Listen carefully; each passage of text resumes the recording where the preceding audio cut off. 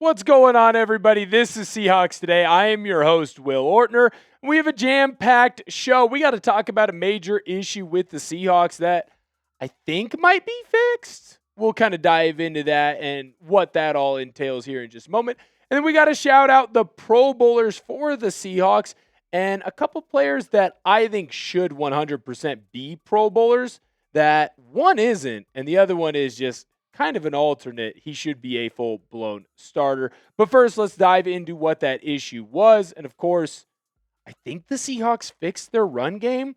Like, as frustrated as I was 2 weeks ago, I think the numbers actually give me a different answer on whether or not the run game for Seattle is clicking on all cylinders. Before we do that, make sure that you follow me on social media at Will Ortner, whether it's on X or Instagram. I've got extra Seahawks content that doesn't always make it onto these videos or into the shorts on YouTube. Make sure that you follow me on those sites because, well, you're going to get extra content with the team that you love. Okay, so I'm going to make the bold claim here that this rushing attack is steadily getting better as the season goes. Now, obviously, it's not linear. It's not going to be better every single game, improvement every single game. We might wish that, but you're going to see a little bit more of a roller coaster type of growth from this rushing attack. But I think what was important in Week 16 was how well Kenneth Walker and Zach Charbonnet were able to perform for this rushing attack. Obviously, Kenneth Walker had over 100 yards on the ground. Now, a lot of that is bolstered by the big 55-yard TD run for him, but he still was making sure that he was getting the yardage that Seattle needed time in and time again. When I look at Zach Charbonnet, obviously those yards are going to be a bit lower, but you are asking him to run hard in between the tackles. You are asking Charbonnet to really take on a couple of extra players that Kenneth Walker didn't necessarily have to take on that outside. I've been very impressed with how both of them ran the football, and I think the rushing attack really buoyed this offense early on in this game until the passing attack got going. When you look over the last 10 games, again, it isn't linear. Not every week are you getting better, but you can see early on, Week 7, Week 9, not great rushing splits from the Seahawks. Obviously, Week 15, there's a big, gigantic step back. But the rest of the way, this offense is getting over 100 yards on the ground, and in particular in some of the bigger blowouts, you're seeing massive yardage on the ground from this rushing attack. And the way that this offense is built, the Seahawks have to be able to run the football at a very efficient rate because you want to be a run-first team. And I think early on in the season, we saw the Seahawks basically ramming their head into a brick wall when it came to the rushing attack because it didn't matter between Kenneth Walker or Zach Charbonnet. The offense wasn't really getting a whole lot on the ground, so you were just force-feeding them. Now, Klint Kubiak is able to find the running back who is really kind of the hot hand and ride the hot hand. Hey, if Kenneth Walker's having a better game, well, then he's going to make sure that Kenneth Walker gets more handoffs. If Zach Charbonnet is having the better game, he's going to make sure that Zach Charbonnet has more handoffs, and then that forces defenses to suck in, and now you're getting more one-on-one matchups for Shaheed, Cooper Kupp, and for JSN, which Sam Darnold has shown that he can take advantage of. This rushing attack is getting better, and it's allowing this offense to operate at its highest level, and that's why I think you are starting to see this Seahawks offense win more close games and win more big games. Is it fixed, though? I want to ask you, have the Seahawks completely figured out all of the issues that were going on with this run game? Type Y for yes, type N for no down below in the comment section. I think it's not 100% cured, but this offense is doing a pretty darn good job of getting that whole situation fixed. Next, I want to talk about the players who made it to the Pro Bowl. It is a very good achievement, even though no one really watches the Pro Bowl anymore because it makes all of our eyes bleed. But it is important to give a shout out to those players who made it.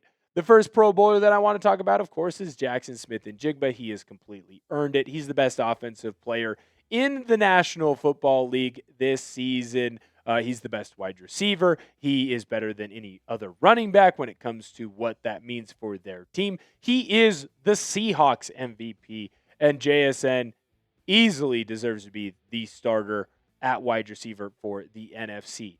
Now, a Pro Bowler that kind of shocked me to a degree, but I don't think that he's not deserving, is Devon Witherspoon. Obviously, Witherspoon missed a lot of games early on this season, but what you're seeing is the respect that Devon has earned from the fans, but also from the coaches around the National Football League. Despite missing a bunch of time, he's still one of the top tackle getters for the Seahawks. What Seattle asks Witherspoon to do, no other corner in the National Football League gets asked to do that. He is not afraid to blitz. He covers on the inside. He covers on the outside. Sometimes they ask him to play into the run game, and Devon Witherspoon does all those things to the highest degree possible. So I do think that that is a gigantic add there for the Seahawks, and Devon Witherspoon is worthy, despite my kind of surpriseness when it comes to him being a Pro Bowler. Next is Rashid Shaheed. And while I think Shaheed had a pretty darn good case for making the Pro Bowl roster as a wide receiver, now you have to be fair to him. A lot of his big stats were coming with the New Orleans Saints. He is going to make it as a return specialist. Already has a punt return and a kick return for the Seattle Seahawks, and both his kick return and his punt return completely changed games. Kick return against the Atlanta Falcons, you were in a dogfight halfway through that game. He has a kick return, offense gets jump-started, bam, big blowout win. Against the Rams, he has a punt return for a touchdown, offense gets jump-started, bam, you're the number one seed in the NFC. Rashid's ability to score at any moment in the kick game has definitely made him a Pro Bowler. We have a few more Pro Bowlers that we have to talk about, as well as the snubs for the Seattle Seahawks. But before we do, I need to let you know about our good friends over at Rocket Money. Most of us know we should take control of our finances, but it's hard to know where to start. Rocket Money gives you the clarity and confidence to take that first step, helping you cut wasteful spending and take meaningful action towards your financial goals.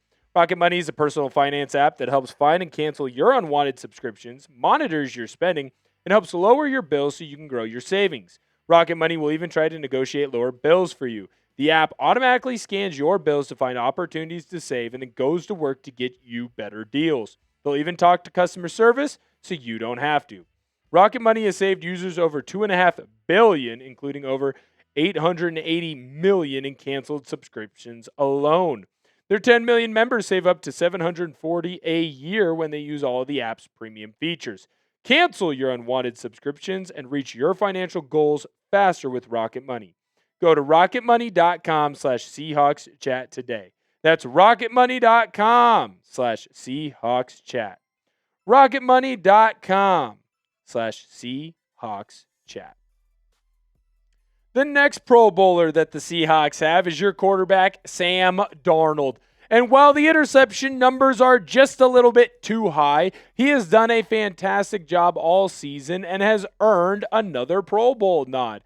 Over 3,000 yards passing, going to be over 4,000. He's going to be right on the borderline of getting 30 touchdown passes this year. He's been very efficient with the football, high completion percentage, best of his career. Of course, Sam Darnold deserves and has earned getting into the Pro Bowl. Shout out to Sam. Next, we have to talk about DeMarcus Lawrence. DeMarcus Lawrence earned another nod for a Pro Bowl. Done fantastic this season. Now, obviously, the sack number isn't going to jump off the page, but when he has come in and you've needed big changes for this defense, i.e. forcing a turnover, creating turnovers, he obviously does a great job at that, including 2 fumble recoveries that he took back to the house for 2 touchdowns. DeMarcus Lawrence has 2 freaking touchdowns on the season. The last Pro Bowler that we need to talk about is Leonard Williams. Big Cat is the straw that stirs the drink defensively for this team. He is unblockable. He can play on the outside just as easily as he can play on the inside. Any of those positions on the defensive line, he can do it. He's one of the top sack getters for this squad. Great in the tackles for loss. While he hasn't been able to force a ton of turnovers, he has forced quarterbacks to be uncomfortable all season long, and Big Cat deserves what he's getting. Now, I do believe that the Seahawks have 2 clear snubs. Getting 6 guys into the Pro Bowl is a big deal, but it probably should have been even higher than that. Byron Murphy is on nobody's list at all. He is not on a Pro Bowl. He is not a Pro Bowl alternate. He is one of the top sack getters for the Seattle Seahawks, and he's doing it from a nose guard position. He hasn't missed any games this year. He's one of the top tackle getters as well from the interior defensive line. You expect interior defensive linemen to maybe have like 30 tackles in a year. He's going to have well over 60. Now, he hasn't forced a fumble, but Byron Murphy has been absolutely lights out for this team, and the fact that he isn't on a Pro Bowl roster is atrocious, and it is bad management by the National Football League. Ernest Jones. Now, Ernest made the Pro Bowl as an alternate. Bush League. He should be a starter. He has over 100 tackles on the year, probably going to finish around that 130, maybe even 140 mark. He's added into the sack game as well, but more importantly, he's one of the top 5 interception leaders in the National Football League. A middle linebacker has 5 interceptions in a single season, and they're all earned, including a pick 6. Ernest Jones has been absolutely fantastic this season for the Seahawks, and there is no reason that he should not be a starter in the Pro Bowl.